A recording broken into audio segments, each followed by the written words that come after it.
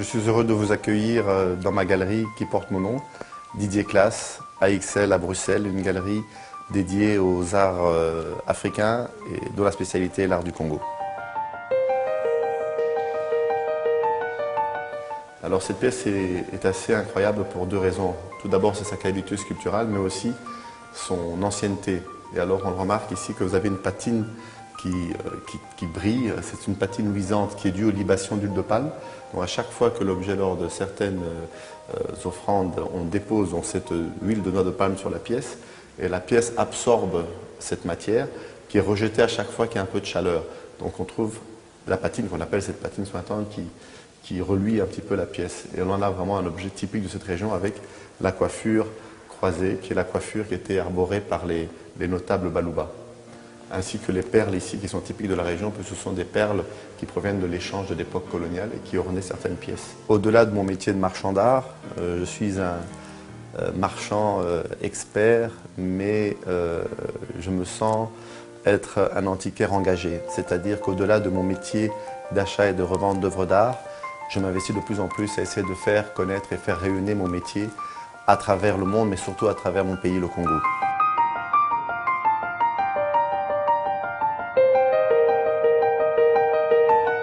Le Congo est le nombril de l'Afrique, c'est le centre névralgique de l'Afrique.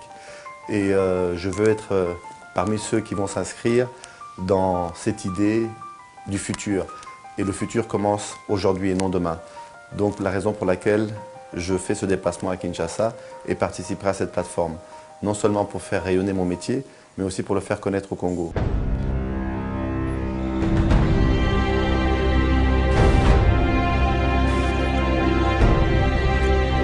Il était question au cours de cette édition du Makutano de passer du discours à l'acte. Incontestablement, le panel qui a le mieux atteint cet objectif est celui consacré à l'art.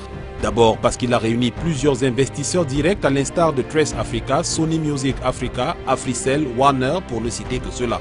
Les échanges ont porté sur la possibilité de la mise en œuvre d'une véritable industrie artistique au Congo. Ensuite, le panel s'est nourri de la présence effective de deux stars congolaises.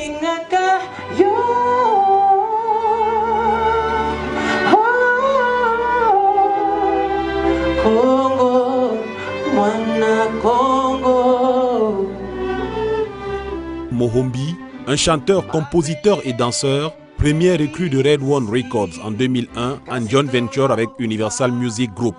De 2004 à 2008, Mohombi faisait partie du groupe de hip-hop suédois Avalon et a sorti son premier single sur Bumpy Ride en août 2010.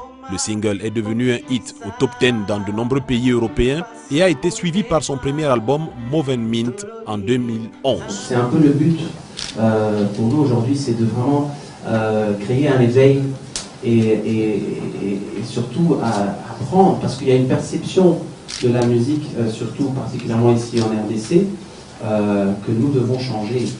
En étant artistes, nous devons prouver. Nous avons un cas ici à prouver que c'est un métier. Didier Classe, célèbre marchand d'art et directeur de la galerie éponyme, il est membre de la Chambre des experts en œuvres d'art de Belgique.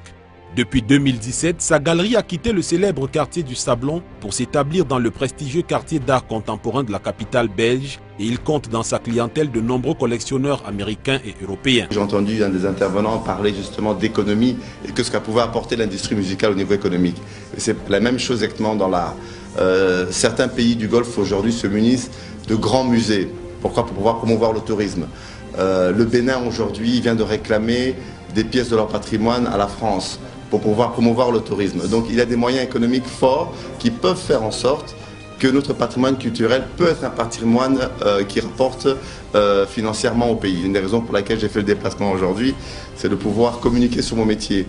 Les gens n'ont pas une notion exacte de l'étendue et des valeurs financières de notre patrimoine, qui est plutôt aujourd'hui reconnu depuis le début du siècle passé par les primitivismes, par la peinture. Tout le monde sait aujourd'hui que l'art africain a influencé les plus grands artistes modernes de ce monde, tels que Picasso, Derain, Modigliani et les autres. Et cette reconnaissance aujourd'hui est à un tel point que l'art africain aujourd'hui est devenu presque au niveau, en tout cas au niveau valeur, de certains de ces artistes. Tout développement commence par l'art et termine par l'art. C'est primordial.